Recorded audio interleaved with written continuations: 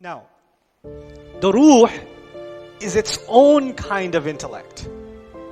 The brain is its own kind of intellect. And we understand that because we all have a brain and we've been using it in school or been forced to use it. So we use it all the time. And business people have to use it, doctors have to use it, lawyers have to use it. Everybody has to use their brain all the time to do these things. Right? And in life you have to analyze, problem identify, find solutions. But the ruh has a different kind of intellect. We'll call it a spiritual intellect.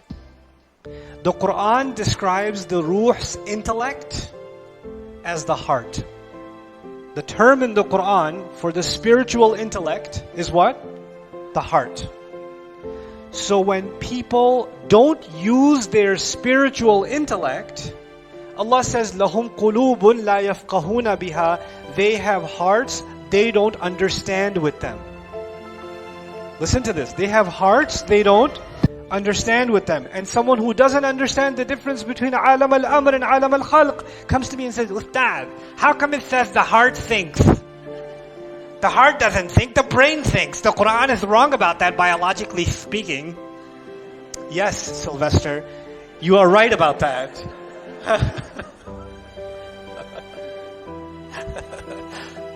The reason for that is the Quran is not talking about the physical heart. It's talking about the spiritual intellect. And what word did Allah give to the spiritual intellect? Qalb. He gave it the meaning, the qalb. And when people stop using their spiritual intellect, He says their hearts have become hard. Or He says their hearts are covered, they're not using them. Or their hearts are even dead. He even says, إِنَّ فِي ذَلِكَ لَذِكْرَ لِمَنْ كَانَ لَهُ قَلْبٍ. In this Quran, there's a real reminder for someone who actually has a heart. You could be like, but Ustad, everybody has a heart. Yeah, but some people have abandoned their spiritual intellect. They've abandoned their other heart. They're only using this one, not this one. You understand? Okay. Now, it's analyzing. The spiritual heart is also analyzing.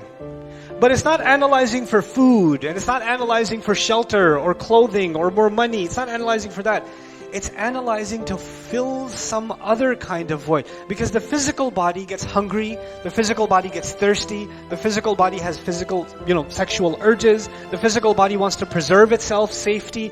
Those are all needs of the physical body and the physical mind. But the spiritual heart is looking for spiritual food. So you're going to go have the best food with your friends, and you had a great time, but you're feeling an emptiness inside. And that's because your spiritual intellect is analyzing and saying, I didn't find what I was looking for. And then I'm going to go somewhere else and find it. And then I'm going to try to find it somewhere else and find it somewhere else. You guys should look up Abdullah Rothman if you don't know who that is. Abdullah Rothman, R-O-T-H-M-A-N. One of the most amazing human beings on this planet. So his story, listen to his story. I'll tell you a brief synopsis of his story. He comes from a family of, great psychologists, and we pioneers in psychology.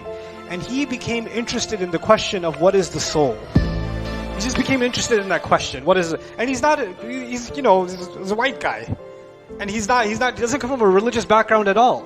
And he wants to understand the soul. So he says, okay, I'm going to look at psychology last. I'm going to look around the world for what people say about this thing they call the soul. So he spends time in a Hindu temple, living with a pandit, dressing like them, eating like them, like the whole 9 yards for a while, a year or more. Then he goes to some shaman in Jamaica and lives in the woods and fishes with a spear and lives among them. Then he spends time in like a Jewish seminary, and he spends time in the church, and he all over. Like, he didn't just go study this stuff. He wanted to get into their spiritual practices, their culture, wanted to understand it from the inside. And he was kind of all done with everything, and he came back to do his master's in psychology. And somebody asked him, did you do Islamic psychology? You look at Islamic spirituality? He goes, really? Islam?